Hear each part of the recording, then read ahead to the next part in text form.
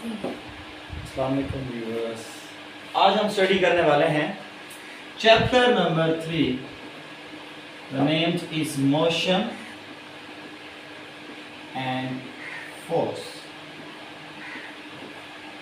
बहुत ही आसान चैप्टर है, ज़्यादा फोकस करना और ज़्यादा टेंशन लेने की कोई ज़रूरत नहीं है, बहुत ही सिंपल चैप्टर है। तो आज हम स्टडी करते हैं ज़रा मोशन एंड फोर्स के बारे में। और सबसे पहले जिसने चैनल को सब्सक्राइब नहीं किया वो इसकी ओर से ब्यूटीफुल से चैनल को सब्सक्राइब कर दे ताकि उसको अपडेट्स न्यू लेक्चर्स की वीडियोस मिलती रहें। चलें जी, स्टार्ट करते हैं। अब हम सबसे पहले आपको पता होना चाहिए what is means by motion, कि मोशन क्या है। तो जब हम मोशन के बारे में स्टडी करते हैं तो हम ये कहते हैं कि if an object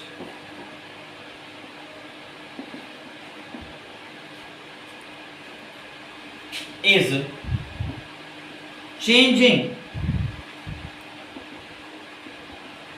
its position। यहां पर हम वर्ड पोजीशन का यूज कर रहे हैं जो कि इंतहाई जरूरी है इस डेफिनेशन में। पोजीशन के बारे में हमने डिस्क्राइब करना है। तो मतलब कि अगर एक object, if an object is changing its position, अगर वो अपनी पोजीशन को चेंज कर रहा है, लेकिन कैसे?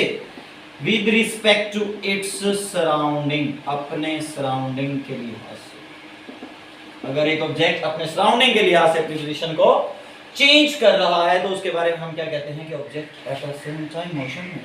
फॉर एग्जांपल कि अभी ये आपके सामने, ये सामने एक पॉइंटर है और पॉइंटर के अगर सराउंडिंग की बात करें तो इस साइड पे माइक नजर आ रहा है और इस साइड पे वॉल है, इस साइड पे वॉल है, पीछे व्हाइट बोर्ड है और सामने स्टूडेंट्स हैं फॉर एग्जांपल। तो अब eight the same time after 5 minutes अगर ये इसी स्टेट पर है तो ये मोशन नहीं कर रहा। और अगर यही पॉइंटर डिस्प्लेस हो जाए from one point to another point, बाहर चला जाता है, इस रूम से बाहर चला जाता है, तो बाहर इसका सराउंडिंग कंप्लीटली चेंज हो जाएगा। जब सराउंडिंग इसका कंप्लीटली चेंज हो जाएगा तो हम क्या कहेंगे? ऑब्जेक्ट अब मूव कर गया है, डिस्प्लेस हो गया है। लेकिन जब हम इसको यूनिवर्स के हिसाब से गेन करते हैं, यूनिवर्स के प्रोसेस से जब हम गेन करते हैं तो हम क्या कहते हैं? यूनिवर्स के लिहाज से फॉर एग्जांपल लेट कर लेते हैं, सपोज कर लेते हैं it is a part of universe. वैसे तो यूनिवर्स बहुत बड़ी है, हमें पता नहीं है कितनी बड़ी है, मैक्सिमम पार्ट। एक स्मॉल पार्ट हमने ले लिया। स्मॉल पार्ट में मैं ये एग्जांपल दे रहा हूं आप लोगों को। फॉर एग्जांपल ये अर्थ है, अर्थ के राउंड अबाउट ये मून है और उसके राउंड अबाउट ये यहाँ पर सन है, समझ रहे हैं ना आप। और इसी लिहाज से फॉर एग्जांपल यहाँ पे जुपिटर, मरीज, कोई सा भी है।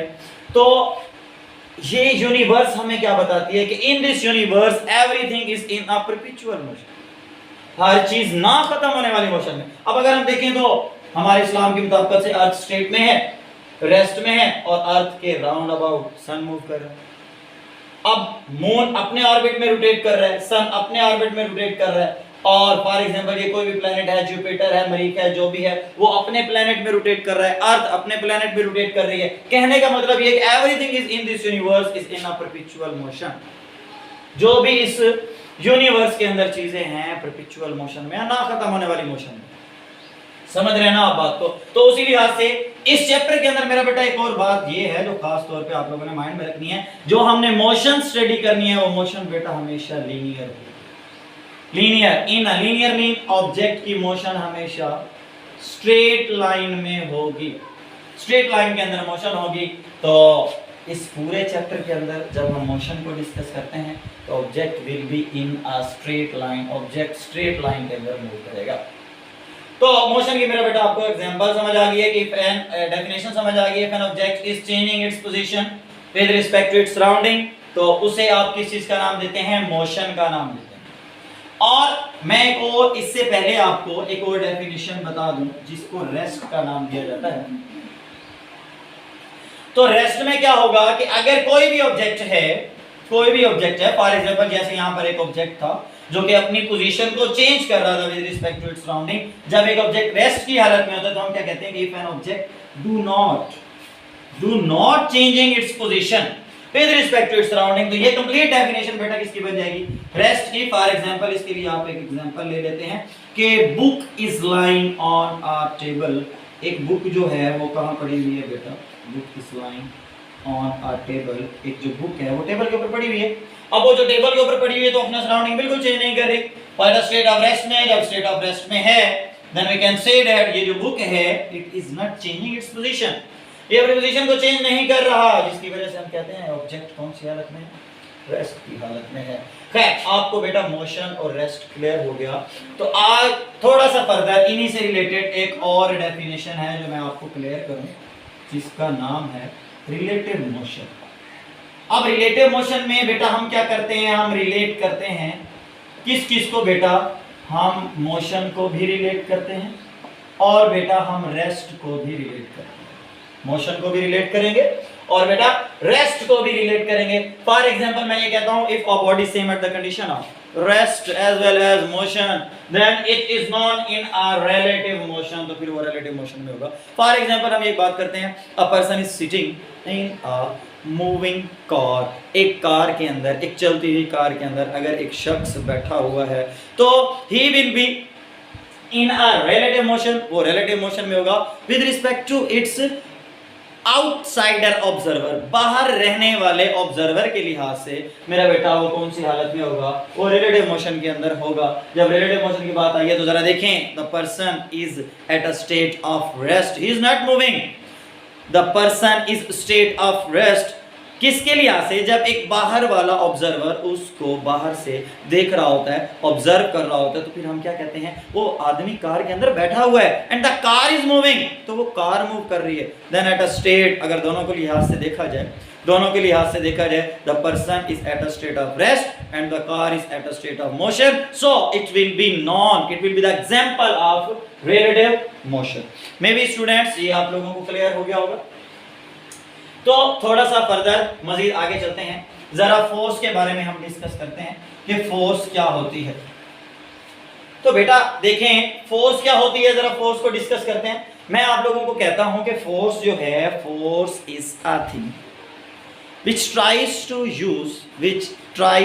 use to start the object from rest or to move the object, या to start the object from rest हो जाए, या इसके अलावा आप एक और बात कर सकते हैं, मैं जरा यहाँ पर लिख देता हूँ फोर्स के लिहाज से कि it is a thing which is used, इसको यूज किया जा सकता है किस चीज के लिए, which is used to start, आप स्टार्ट कर सकते हैं, स्टार्ट द ऑब्जेक्ट, एक ऑब्जेक्ट को कहां से, from rest position, rest position से आप एक ऑब्जेक्ट की मोशन को बेटा क्या कर सकते हैं, स्टार्ट कर सकते हैं। अदरवाइज आर एक और पोजीशन भी है, आर टू स्टॉप, अगर आप उसको स्टॉप करना चाहते हैं, or to stop from the motion, आपने उस ऑब्जेक्ट को स्टॉप करना है, उस हरकत करते हुए ऑब्जेक्ट को स्टॉप करना है, तो उसके लिए बेटा आपको किसकी जरूरत पड़ती है, फोर्स की जरूरत पड़ती है। मैं जरा एक्सप्लेन करता हूं, आपको एक एग्जांपल देता हूं।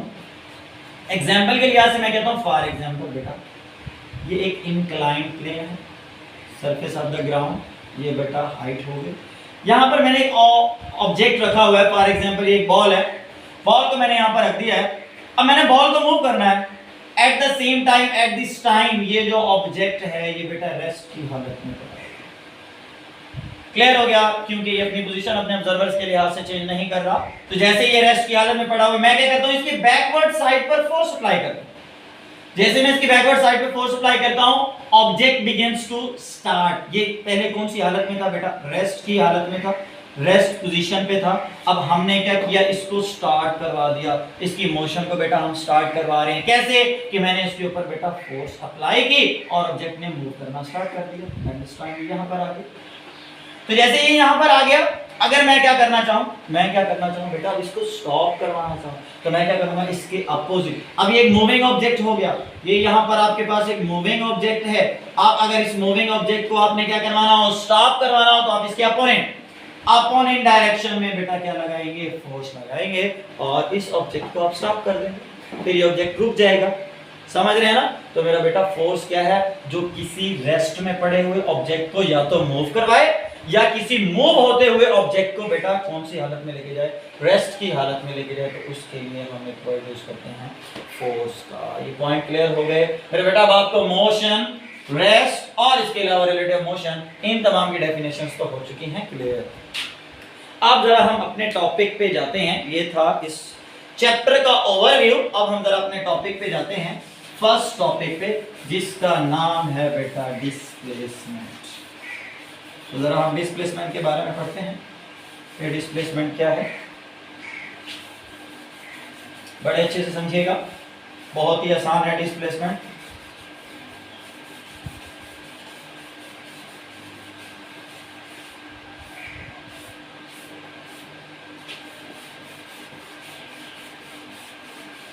आप लोगों ने छोटी क्लास के अंदर डिस्प्लेसमेंट की डेफिनेशन तो पढ़ी हुई होगी, जिसको हम क्या करते हैं, यहाँ पे लिखते हैं। ये हमारा जो टॉपिक है 3.1 स्टार्ट हो रहा है बेटा डिस्प्लेसमेंट।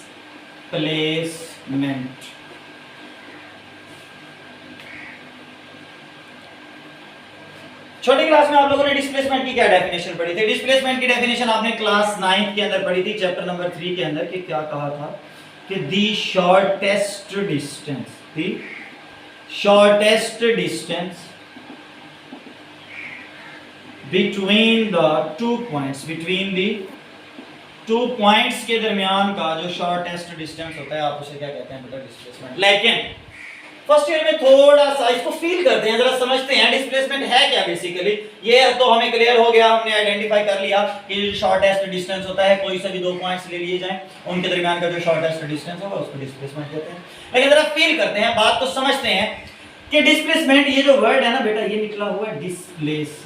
डिस्प्लेस का मतलब क्या होता है कि एक ऑब्जेक्ट को आप मूव करें from one place to another place at the same time. This cap at the point A, आपने क्या किया, इस कैप को from one point to another point ले आए, डिस्प्लेस करवा दिया आपने इस ऑब्जेक्ट को। तो डिस्प्लेस का मतलब क्या है कि आपने करवाना है मूव। किसको मूव करवाना है? ऑब्जेक्ट को मूव करवाना है। कैसे मूव करवाना है? फ्रॉम वन पॉइंट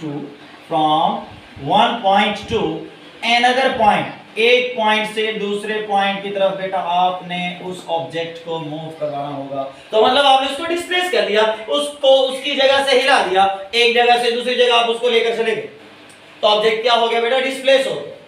अगर डिस्प्लेसमेंट के लिहाज से मैं इसको कैसे बताता हूं, मैं आपके सामने यहाँ पर फॉर एग्जांपल, ये आपने एक्स वाई प्लेन सिस्टम एक ले लिया, एक्स वाई है, और यहाँ पर मैं क्या कर रहा हूँ, ये एक कवर्ड एरिया ले रहा हूँ। For example this is a point A, there is a point B, there is a point C, it is noted by A, B and C। तो जरा चैप्टर नंबर 2 को रिकॉल करें। जब चैप्टर नंबर हम 2 को रिकॉल करते हैं, उसके फर्स्ट टॉपिक में आप लोगों ने पोजीशन वेक्टर पढ़ा था, और पोजीशन वेक्टर में आपने क्या कहा था? फॉर एग्जांपल अ पॉइंट, अगर एक पॉइंट को आपने पॉइंट पार्टिकल की पोजीशन को क्या करना है? डिस्क्राइब करना है। तो कहां से स्टार्ट करते हैं? A vector is to be started from the origin towards the point A. It will denotes its position from its respective origin। आपके पास पॉइंट ए है, पॉइंट ए की आपने लोकेशन को रिप्रेजेंट किया है, कहां से बेटा? ओ से। अगर देखें, आप जब पोजीशन वेक्टर को रिप्रेजेंट करते हैं तो पोजीशन वेक्टर के लिए हमने एक सिंबल यूज किया था आर का। अगर ये पॉइंट ए है तो आप इसको ए का नाम दे दें, और ए का डिस्टेंस हो जाएगा। सिमिलरली जब आप बी पॉइंट की लोकेशन को रिप्रेजेंट करते हैं फ्रॉम द ओरिजिन, वहां से भी क्या करते हैं, एक बेटा मेरा बेटा वेक्टर ड्रॉ करते हैं। आप ये वेक्टर ड्रॉ किया, इसको आप आर बी का नाम दें। और उसके अलावा मैं कहता हूं, जरा देखें, आपने यहां पर एक छोटी सी बात की कि शॉर्टेस्ट डिस्टेंस। अब देखें, अगर आपने ए से बी जाना है, ये आपको कर्व पाथ नजर आ रहा है, यहाँ कर्व पाथ जब आपको यहां पर नजर आ रहा है, तो यही आपका क्या होगा? ये तो डिस्टेंस है, ये ना कि डिस्प्लेसमेंट है। अगर डिस्प्लेसमेंट को देखने तो हमने अपने इस पाथ को मजीद बेटा शॉर्ट करना है। तो मैं क्या करता हूं, मैं यहां से ये एक वेक्टर ड्रॉ की, ये देखें, इस पाथ का ए से बी का ये वाला जो डिस्टेंस है, ये कौन सा है? शॉर्टर। और शॉर्टर डिस्टेंस, दो पॉइंट्स, ये पॉइंट ए है, पॉइंट बी है, इनके बिटवीन का जो शॉर्टर डिस्टेंस है उसे आप डिस्प्लेसमेंट मतलब डी से रिप्रेजेंट करें। तो मतलब मेरा बेटा, अब ये जो है इसके दरमियान में ये डिस्प्लेसमेंट हो गया, पोजीशन वेक्टर आर हो गया, पोजीशन वेक्टर आर बी हो गया, और ये आपके पास क्या है? उसका डिस्प्लेसमेंट। अच्छा, अब किया क्या है हमने? ये पॉइंट ए था, पॉइंट ए से आप बी पर आए, तो मतलब आपने क्या किया? आपने चेंज किया। किसमें चेंज किया? Change in position. आप पोजीशन में चेंज लाए। कहां से कहां आपके पास दो पॉइंट थे, एक पॉइंट ए था एक पॉइंट बी था, मतलब चेंज इन पोजीशन लाया फ्रॉम इनिशियल पॉइंट टू, पहले वाले को इनिशियल का नाम दे देते हैं, initial point two final point, या वही पहले वाली बात from one point to another point, ये बात भी आप कर सकते हैं, दोनों का मतलब तो सेम ही।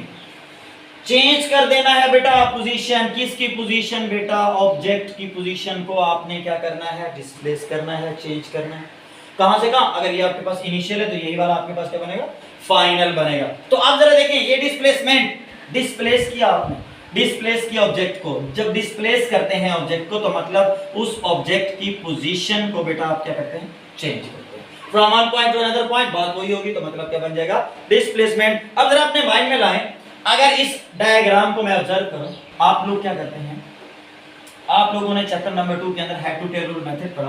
फॉर एग्जांपल अगर ये एक वेक्टर ए है और एक बी वेक्टर भी है, सिमिलरली आपके पास ये, अगर बी वेक्टर और ए वेक्टर को ऐड करना है तो कैसे करेंगे, ए वेक्टर को उसी की डायरेक्शन में ड्रा करेंगे और बी वेक्टर की टेल को फर्स्ट वेक्टर के हेड पे रख के उसी डायरेक्शन में मेरा बेटा ड्रा कर देंगे। और फिर क्या करेंगे, इन लास्ट हम क्या फाइंड करते हैं मेरा बेटा, हम लास्ट में रिजल्टेंट वेक्टर फाइंड करते हैं, जो कि r इज इक्वल टू किस चीज के बराबर होता है, a vector plus b vector के बराबर होता है। जरा बात को समझें, a वेक्टर उसी डायरेक्शन में और b वेक्टर की टेल को फर्स्ट वेक्टर के हेड पे रखा और उसी की डायरेक्शन में हमने ड्रॉ कर दी, और लास्ट में क्या ले लिया, रिजल्टेंट वेक्टर। अब जरा देखें, जो रिजल्टेंट वेक्टर है बेटा उसकी टेल फर्स्ट वेक्टर की टेल से मिल रही है, और यहां पर आपके पास दो वेक्टर हैं, एक है आर ए और दूसरा है आर बी, और यहां पर भी ये दोनों टेल्स आपस में मिल रही हैं, और रूल क्या है कि टेल फर्स्ट वेक्टर हो और उसके बाद हेड से मिल रहा हो सेकंड वेक्टर। अब मैं अज्यूम कर लेता हूं मेरा बेटा कि आर ए जो है वो आपके पास है फर्स्ट वेक्टर आर ए, क्योंकि जो डी वेक्टर है उसकी टेल फर्स्ट वेक्टर के हेड से मिल रही है, और कहां आ रहा है उसका हेड बेटा, सेकंड वेक्टर के बी से जॉइंट कर रहा है, सेकंड वेक्टर के बी हेड से जॉइंट कर रहा है। तो मेरा बेटा ये एक वेक्टर होगा, ये दूसरा वेक्टर होगा, और ये उनका क्या होगा, रिजल्टेंट वेक्टर। तो रिजल्टेंट वेक्टर अगर निकाला जाए, आर बी वेक्टर किस चीज के बराबर होगा, R A vector plus D, समझ रहे हैं। तो अब हमने क्या निकालना है, डिस्प्लेसमेंट निकालना है, तो जरा डिस्प्लेसमेंट निकालते हैं, आर ए को यहां ला, आर बी माइनस क्या हो जाएगा बेटा, R A is equal to vector D, vector D. अब ये डी आपके पास इस फार्मूले से निकल आया, डी का अगर आप फार्मूला निकालना चाहें तो क्या बनेगा बेटा, R B minus R A will be the formula of displacement. आपने क्या कहा था, चेंज होना चाहिए पोजीशन में, कितने पॉइंट्स के दरमियान, दो पॉइंट्स के दरमियान, 2 points, one to another, initial to final. ये आपके पास मेरा बेटा फाइनल पॉइंट है, ये आपके पास मेरा बेटा इनिशियल पॉइंट है, बी फाइनल है, ए इनिशियल है, और बी से ए इन दोनों के दरमियान का जो शॉर्टेस्ट डिस्टेंस होगा वो क्या होगा, डिस्प्लेसमेंट। वो क्या होगा बेटा, डिस्प्लेसमेंट। और जरा देखें, आपने चूज किया डिस्प्लेसमेंट, डिस्प्लेसमेंट की डायरेक्शन को आपने चूज किया, मतलब ये जो डिस्प्लेसमेंट है ये डायरेक्शन भी रखता है, डायरेक्शन भी रखता है। फॉर एग्जांपल इस रूम से गार्डन तक का जाने का ये रास्ता है, ऐसे जाएंगे फिर ऐसे जाएंगे फिर ऐसे जाएंगे, आगे सामने गार्डन आ जाएगा, और एक बच्चा है क्या करता है, वो डायरेक्ट यहां से वहां चला जाता है।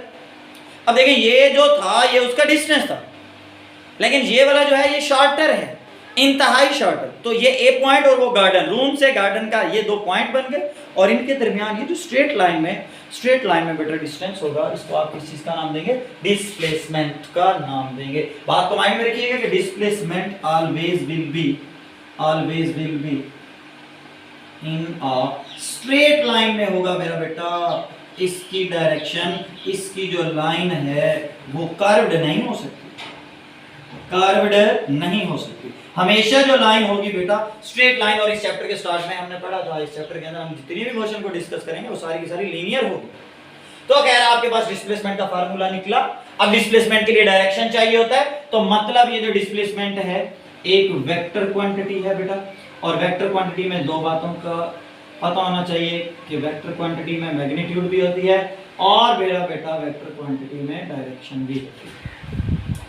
तो खैर ये डिस्प्लेसमेंट आपके पास एक वेक्टर क्वांटिटी है जिसमें उसकी मैग्नीट्यूड भी है और उसकी डायरेक्शन भी होगी।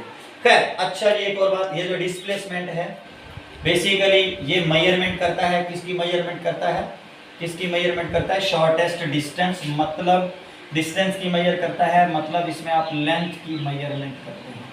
तो लेंथ की जब मेजरमेंट करते हैं तो उसके लिहाज से मेरा बेटा जो डिस्प्लेसमेंट है इसका जो यूनिट बनता है, डिस्प्लेसमेंट का जो यूनिट बनता है बेटा, इसका यूनिट मीटर बनता है। और मीटर को आप m से डिनोट करते हैं, मीटर को आप m से डिनोट करते हैं। और अगर डायमेंशन निकाली जाए तो आपने लेंथ के l को ग्रेटर फॉर्म में स्क्वायर ब्रैकेट्स के अंदर बंद कर देंगे तो ये उसकी क्या निकल आएगी मेरा बेटा, डायमेंशन निकल आएगा। खैर ये हो गया डिस्प्लेसमेंट। लेकिन इसके साथ साथ मैं आपको एक बात बताता चलूं, आपने यहां पर एक वर्ड इसको लाजमी माइंड में रखना है कि चेंज इन पोजीशन।